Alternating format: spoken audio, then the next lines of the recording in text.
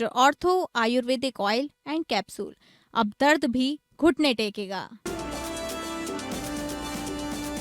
दिल्ली में ब्रिक्स राष्ट्रीय सुरक्षा सलाहकारों और उच्च प्रतिनिधियों की 16वीं बैठक, राजनीतिक और रणनीतिक सहमति बनाने की दिशा में पहल।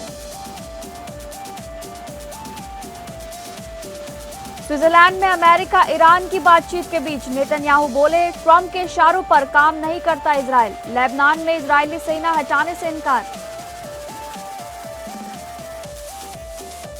गोरखपुर में नाबालिग ने किया नरसंहार, बड़े भाई, भाभी और मासूम भतीजे की धारदार हथियार से की निर्मम हत्या।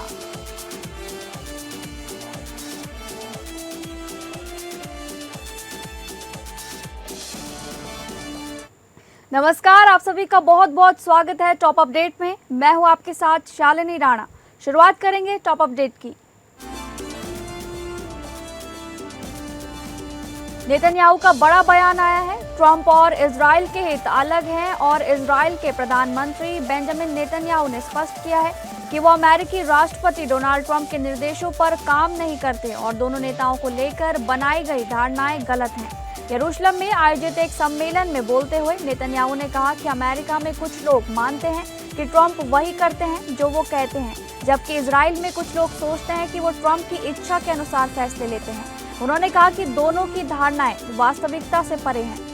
नेतन्याहू ने जोर देकर कहा कि इजराइल और अमेरिका घनिष्ठ सहयोगी हैं, लेकिन दोनों देशों के अपने अपने राष्ट्र हित हैं और हर मुद्दे पर अपनी राय समान नहीं होती। उन्होंने दोहराया कि इजराइल किसी भी कीमत पर ईरान को परमाणु हथियार हासिल नहीं करने देगा। प्रधानमंत्री ने कहा कि उनकी सरकार इस मुद्दे पर कोई समझौता करने के पक्ष में नहीं है। उन्होंने ये भी स्पष्ट किया कि आवश्यकता पड़ने तक इजरायली सेना दक्षिणी लेबनान में अपनी मौजूदगी बनाए रखेगी। नेतन्याहू के इस बयान को क्षेत्रीय सुरक्षा और पश्चिम एशिया की राजनीति के संदर्भ में महत्वपूर्ण माना जा रहा है।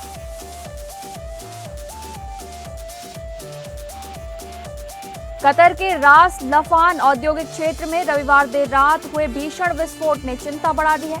हादसे में कम से कम 54 लोग घायल बताए जा रहे हैं, जबकि 18 अन्य के लापता होने की खबर है। कतर सरकार के अनुसार बारजान संयंत्र में सुविधाओं को दोबारा शुरू करने के प्रयास के दौरान ये विस्फोट हुआ, जिसके बाद आग लग गई। प्रारंभिक रिपोर्टों में कुछ लोगों के घायल होने की जानकारी दी गई थी, लेकिन बाद में नुकसान का दायरा बढ़कर सामने आया। ये दुर्घटना ऐसे समय हुई जब ईरान की बमबारी और होर्मुज़ जलडमरू मध्य की नाकेबंदी के बाद कर्मचारी परिचालन बहाल करने में जुटे थे। रास लफान कतर का प्रमुख प्राकृतिक गैस निर्यात केंद्र है और वैश्विक ऊर्जा आपूर्ति में इसकी अहम भूमिका है। होर्मुज़ जलडमरू मध्य पर प्रतिबंध के कारण कतर पहले ही गैस आपूर्ति और उत्पादन प्रभावित होने की चुनौती झेल रहा था। ऐसे में इस हादसे से अंतर्राष्ट्रीय ऊर्जा बाजारों में अस्थिरता और बढ़ने की आशंका जताई जा रही है। झारखंड राज्य गठन आंदोलन के अग्रणी नेता और दिशोम गुरु शिबू सोरेन को 23 जून को मरणोपरांत पद्म भूषण सम्मान से सम्मानित किया जाएगा। राष्ट्रपति भवन में आयोजित अलंकरण समारोह में मुख्यमंत्री हेमंत सोरेन राष्ट्रपति द्रौपदी मुर्मू के हाथों ये सम्मान ग्रहण करेंगे।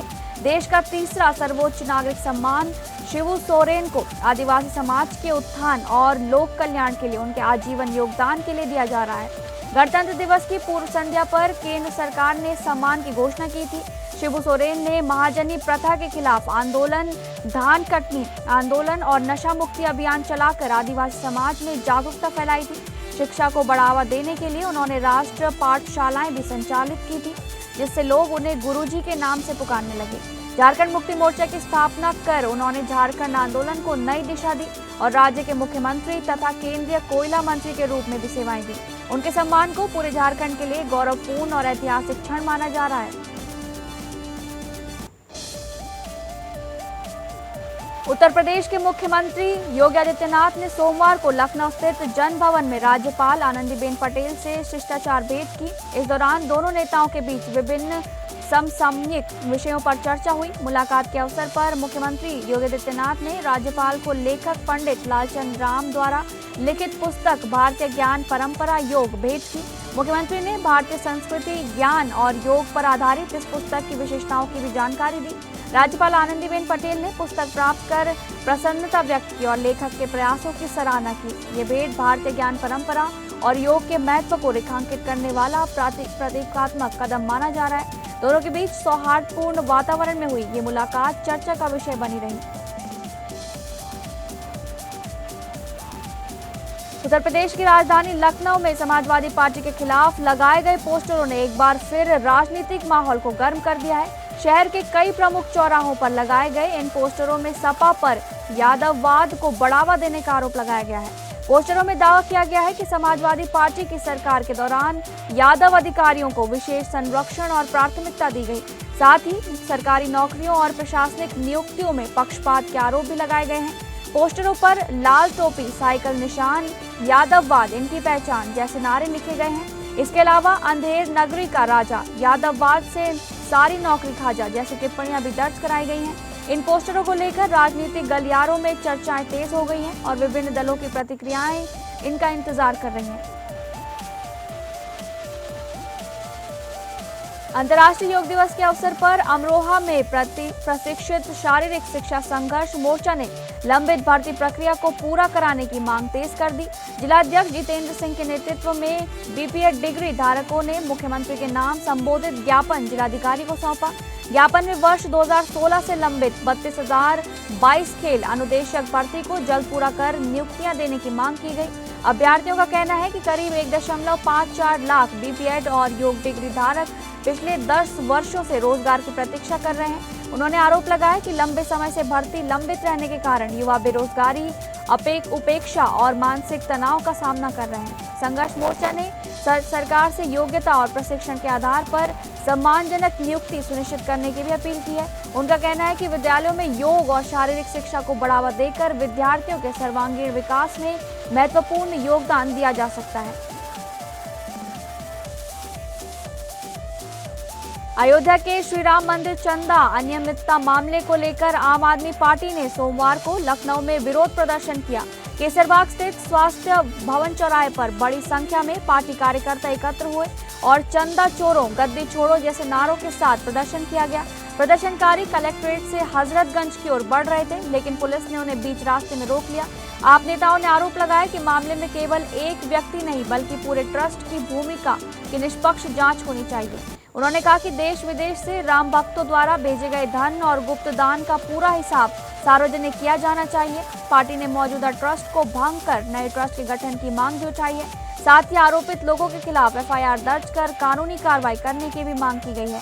प्रदर्शन के दौरान आप नेताओं ने मामले की पारदर्शी जांच और जवाबदेही सुनिश्चित करने पर जोर दिया। अयोध्या के चौक क्षेत्र में सोमवार को यातायात व्यवस्था सुचारू बनाने के लिए अतिक्रमण हटाओ अभियान चलाया गया। इस अभियान के नेतृत्व में सीओ सिटी श्रेयस त्रिपाठी ने किया, जबकि चौक प्रभारी मनोज त्रिपाठी भी मौके पर मौजूद रहे। अभियान के दौरान पीएसी और सिविल पुलिस बल की तैनाती कर सुरक्षा व्यवस्था सुनिश्चित की गई। सड़क किनारे लगे ठेले, पटरी दुकान और अस्थायी अतिक्रमणों को हटाया गया। इसके साथ ही बेतरतीब ढंग से खड़े वाहनों को भी हटवाकर यातायात मार्ग को खाली कराया गया। मिठाई की दुकानों के सामने किए गए अतिक्रमण पर भी प्रशासन ने कार्रवाई की। अधिकारियों ने बताया कि चौक क्षेत्र में प्रतिदिन लगने वाले जाम और लोगों की परेशानी को देखते हुए कदम उठाया गया है। अलीगढ़ में तेज रफ्तार ट्रक की चपेट में आने से एक बाइक सवार युवक की दर्दनाक मौत हो गई। हादसा सासनी गेट थाना क्षेत्र के मथुरा कट हाईवे पर हुआ, जहां टक्कर के बाद बाइक में आग लग गई। प्रत्यक्षदर्शियों के अनुसार ट्रक चालक आग लगी बाइक को घसीटते हुए करीब 5 किलोमीटर तक ले गया। इस दौरान सड़क पर जलती बाइक को खींचते ट्रक का वीडियो सोशल मीडिया पर तेजी से वायरल हो रहा है। हादसे की सूचना मिलते ही पुलिस मौके पर पहुंची और शव को कब्जे में लेकर पोस्टमार्टम के लिए भेज दिया। बताया जा रहा है कि ट्रक चालक आग लगी बाइक को छोड़कर मौके से फरार हो गया। बाद में रोरावर थाना क्षेत्र के हाईवे पर जलती हुई बाइक बरामद की गई। पुलिस मामले की जांच कर ट्रक और उसके चालक की तलाश में जुटी हुई है।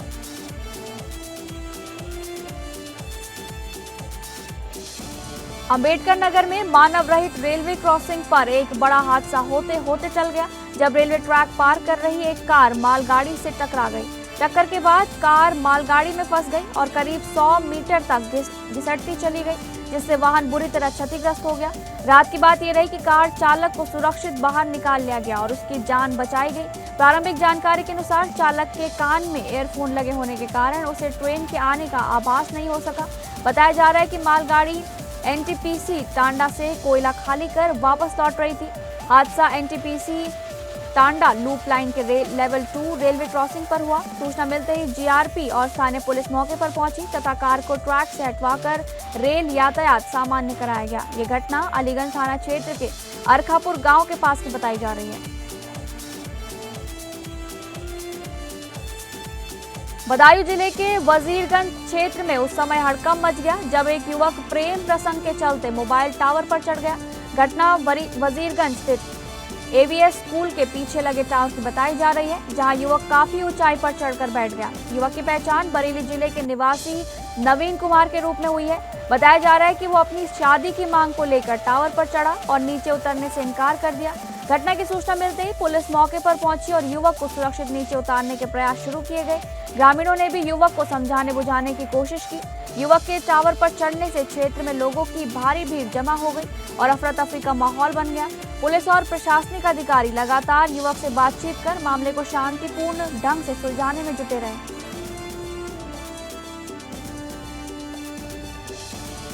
गोरखपुर जिले के बांसगांव थाना क्षेत्र के बलुआ गांव में हुए तिहरे हत्याकांड से पूरे इलाके में सनसनी फैल गई है। सोमवार तड़के एक मकान के कमरे में पति, पत्नी और उनके 3 वर्षीय बेटे के शव मिलने की सूचना पर पुलिस और प्रशासन में हड़कंप मच गया। मृतकों की पहचान अमित गुप्ता, उनकी पत्नी रंजना गुप्ता और पुत्र रेयांश के रूप में हुई है। सूचना मिलते ही बांसगांव पुलिस वरिष्ठ अधिकारी और फॉरेंसिक टीम मौके पर पहुंची तथा जांच शुरू की गई। पुलिस के अनुसार मृतक अमित गुप्ता के पिता की तहरीर पर और घटनास्थल से मिले साक्ष्यों के आधार पर मृतक के नाबालिग छोटे भाई पर घटना को अंजाम देने का संदेह है। संदिग्ध को अभिरक्षा में लेकर पूछताछ की जा रही है और मौके से एक लोहे की रॉड भी बरामद की गई है। पुलिस ने तीनों शवों को पोस्टमार्टम के लिए भेजकर मामले की गहन जांच शुरू कर दी है। वहीं मृतक के पिता ने पुलिस पर लापरवाही का आरोप लगाते हुए कहा है कि पहले दी गई शिकायतों पर गंभीरता से कार्रवाई होती तो ये दुखद घटना टाली जा सकती थी।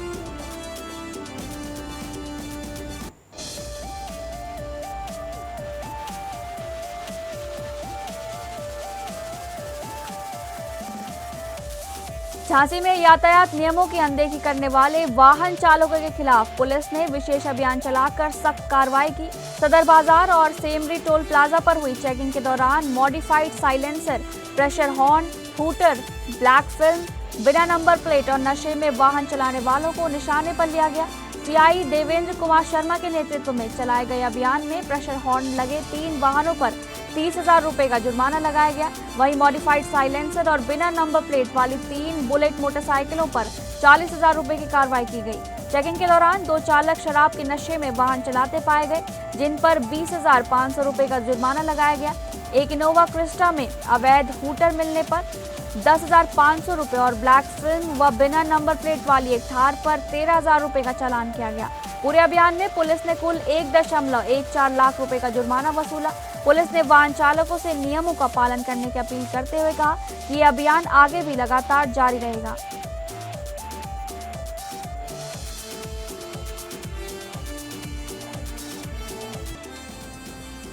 कानपुर के चकेरी थाना क्षेत्र स्थित फ्रेंड्स कॉलोनी में 3 रॉटविलर कुत्तों के हमले से 55 वर्षीय महिला गंभीर रूप से घायल हो गई।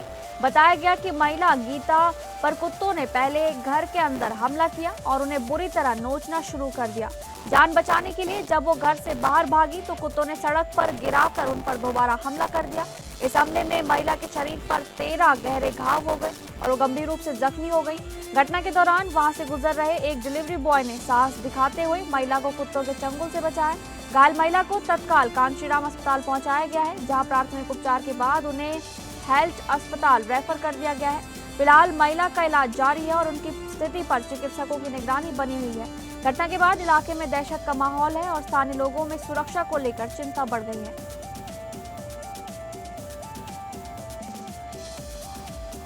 लखनऊ स्थित मदरसा दारुल उलूम वारसिया में अंतर्राष्ट्रीय योग दिवस उत्साह और उमंग के साथ मनाया गया।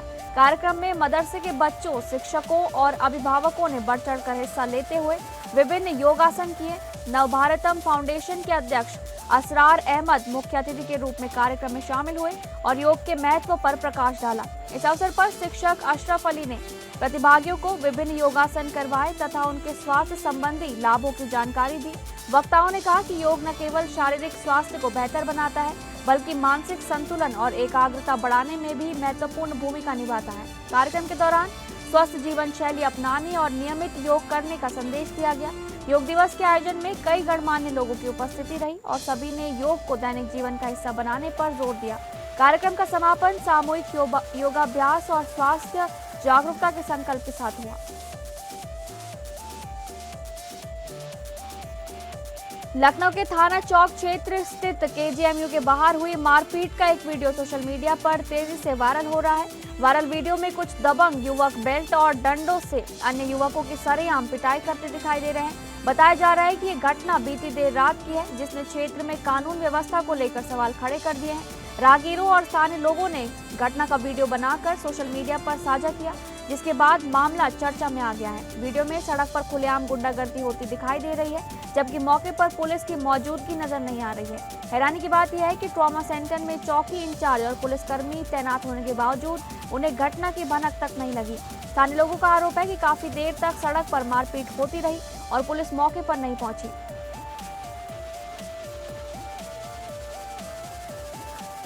मैनपुरी जिले के भोगांव थाना क्षेत्र में निर्माणाधीन मकान का छत गिरने से बड़ा हादसा हो गया। घटना डाइट पॉइंट के पास हुई, जहां काम कर रहे मजदूर अचानक मलबे की चपेट में आ गए। राहत और बचाव कार्य के दौरान अब तक 8 मजदूरों को मलबे से सुरक्षित बाहर निकाला गया है। हादसे में घायल हुए सभी मजदूरों को एम्बुलेंस की मदद से तत्काल अस्पताल पहुंचाया गया, जहां उनका उपचार जारी है। आशंका जताई जा रही है कि अभी भी कुछ मजदूर मलबे में दबे हो सकते हैं। सूचना मिलते ही पुलिस और प्रशासन की टीम मौके पर पहुंच गई और बचाव अभियान शुरू किया गया। मलबा हटाने के लिए जेसीबी मशीनों की मदद ली जा रही है, ताकि दबे हुए लोगों को जल्द हॉस्पिटल पहुंचाया जा सके। प्रशासन लगातार स्थिति पर नजर बनाए हुए है और राहत कार्य युद्ध स्तर पर जारी है। ग्रेटर नोएडा के यमुना एक्सप्रेसवे पर मथुरा के मांट विधायक राजेश चौधरी की सुरक्षा में चल रही पुलिस एस्कॉर्ट गाड़ी हादसे का शिकार हो गई। बताया जा रहा है कि रॉन्ग साइड से आ रहे एक ट्रक से बचने के प्रयास में एस्कॉर्ट बोलेरो वाहन अनियंत्रित होकर फेंसिंग से टकरा गई। हादसे के बाद एस्कॉर्ट ड्यूटी पर तैनात उप निरीक्षक राजेंद्र सिंह यादव की अचानक तबीयत बिगड़ गई। उन्हें तत्काल अस्पताल पहुंचाया गया, जहां चिकित्सकों ने उन्हें मृत घोषित कर दिया। घटना के बाद पुलिस विभाग में शोक की लहर दौड़ गई। सूचना मिलते ही भारी संख्या में पुलिस बल मौके पर पहुंचा और स्थिति का जायजा लिया गया। दुर्घटना जेवर थाना क्षेत्र में हुई, जहां पुलिस ने मामले की जांच शुरू कर दी है। सहारनपुर में पुलिस और एसटीएफ की संयुक्त कार्रवाई में 1.25 लाख रुपए के इनामी बदमाश लल्लन सिंह उर्फ लल्लन मुठभेड़ में मारा गया है। बिहार के समस्तीपुर निवासी लल्लन सिंह कई संगीन आपराधिक मामलों में वांछित था और उस पर वाराणसी पुलिस ने 1 लाख तथा चंदौली पुलिस ने 25,000 रुपए का इनाम घोषित कर रखा था। पुलिस के अनुसार वो वाराणसी में एक सब इंस्पेक्टर को गोली मारकर सर्विस पिस्टल लूटने के मामले में भी आरोपी था। इसके अलावा चंदौली में फायरिंग, लूट, बैंक डकैती, कैश वैन लूट और सरकारी हथियार लूटने सहित कई गंभीर अपराधों में उसका नाम शामिल था। बताया गया कि 21 और 22 जून की रात सरसावा नकुड़ रोड पर पुलिस की टीम ने बदमाशों से मुठभेड़ हुई। इस दौरान बदमाशों द्वारा की गई फायरिंग के जवाब में पुलिस ने कार्रवाई की, जिसमें लल्लन सिंह गोली लगने से घायल हो गया। उसे अस्पताल ले जाया गया, जहां डॉक्टरों ने उसे मृत घोषित कर दिया।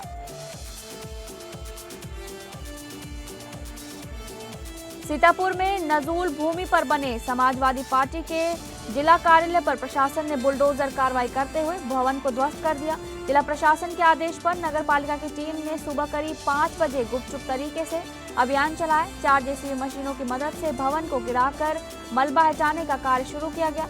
जानकारी के अनुसार ये भूमि 15 जनवरी 2005 को नगर पालिका द्वारा आवंटित की गई थी, लेकिन विवाद उत्पन्न होने के बाद 14 अप्रैल 2005 को आवंटन रद्द कर दिया गया था। मामले की सुनवाई के बाद डीएम कोर्ट ने भवन खाली करने का आदेश जारी किया था। प्रशासनिक आदेश के अनुपालन में सपा जिलाध्यक्ष ने 2 दिन पहले ही कार्यालय को खाली करा दिया था। शहर के टाउन हॉल परिसर में स्थित ये कार्यालय लंबे समय से राजनीतिक गतिविधियों का केंद्र रहा था। प्रशासन का कहना है कि न्यायालय और राजस्व अभिलेखों के आधार पर ये कार्रवाई नियमानुसार की गई है।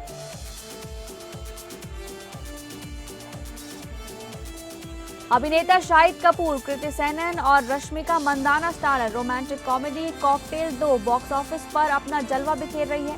मिक्स्ड रिव्यूज मिलने के बावजूद फिल्म ने अपने पहले वीकेंड में धमाकेदार प्रदर्शन किया है।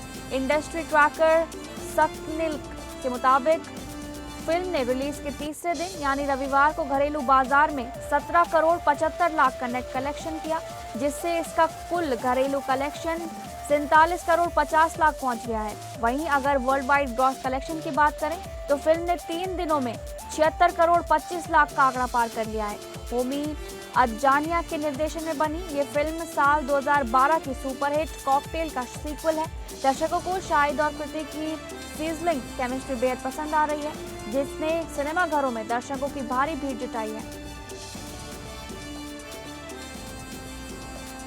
बॉलीवुड के खिलाड़ी अक्षय कुमार के फैंस के लिए जून का ये आखिरी हफ्ता बेहद रोमांचक होने वाला है। अहमद खान के निर्देशन में बनी multi starrer comedy film Welcome to the Jungle इस शुक्रवार 26 जून को सिनेमाघरों में रिलीज होने के लिए पूरी तरह तैयार है। इस फिल्म की सबसे बड़ी यूएसपी इसकी विशाल स्टार कास्ट है, जिसमें अक्षय कुमार के साथ रवीना टंडन, लारा दत्ता, सुनील शेट्टी, दिशा पाटनी, जैकलिन फर्नांडिस और संजय दत्त सहित कुल 27 नामचीन कलाकार नजर आएंगे। ट्रेड एनालिस्ट के मुताबिक फिल्म का ट्रेलर पहले ही सोशल मीडिया पर धूम मचा चुका है और इसकी एडवांस बुकिंग को लेकर भी दर्शकों में भारी क्रेज देखा जा रहा है। लंबे समय बाद बड़े पर्दे पर इतनी बड़ी स्टार कास्ट को एक साथ देखना दर्शकों के लिए एक बेहतरीन विजुअल ट्रीट होगा।